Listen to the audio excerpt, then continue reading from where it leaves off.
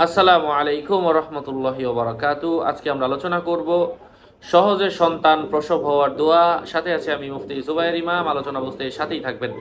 যারা এখনো চ্যানেলটি সাবস্ক্রাইব করেননি অবশ্যই সাবস্ক্রাইব করতে ভুলবেন না। কোরআন এবং হাদিসের আলোকে আলোচনাগুলো জানতে বুঝতে আমাদের সাথেই থাকবেন।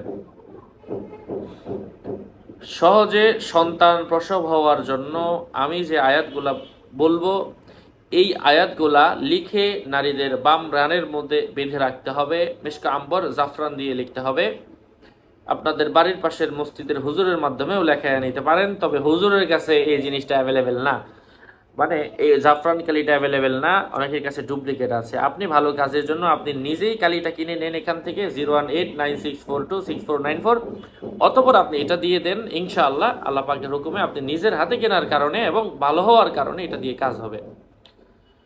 তো এমনই একটা দোয়া আজকে এই ভিডিওতে আমি শেয়ার করছি। আপনি চাইলে নিজেও লিখতে পারেন এবং বাচ্চা হওয়ার সাথে সাথে এটা খুলে ফেলবেন। আল্লাহর কোরআনের আয়াত মানুষের আরোগ্যতার জন্য, শেফা লাভের জন্য। আল্লাহ পাক বলেন, ওয়া নুনাজ্জিলু মিনাল কুরআনি মা হুয়া শিফাউ ওয়া রাহমাতুল লিল মুমিনিনা ওয়া লা ইয়াজিদুয যালিমিনা ইল্লা খাসারা।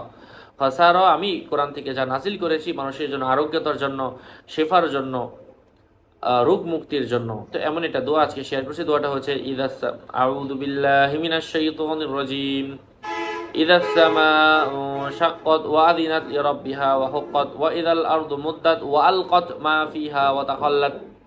আল্লাহ পাক আমাদেরকে আমলের তৌফিক দান করেন। আরও আপডেট পেতে সাথেই থাকবেন।